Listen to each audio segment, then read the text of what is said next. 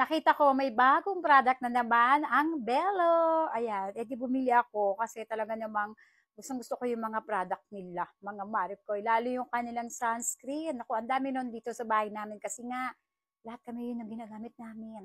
Pero may iba akong sunscreen na ginagamit pero pang toppers ko lang siya or pang second layer ko lang. Per still, the best sunscreen para sa akin si Bello sunscreen. Tapos eto, yung vitamin C, yung bago nila.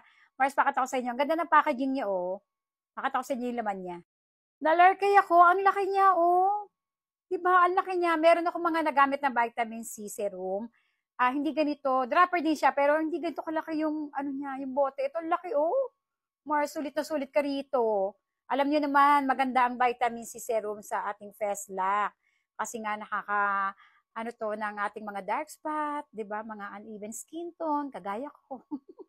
Ay, mga Marico, try nyo na to. Kasi ngayon nakita ko, or nung binili ko to, meron silang pa 20% off kasi nga ano siya, introductory price nila. Oh, Mars, sumabol ka. Sayang din to.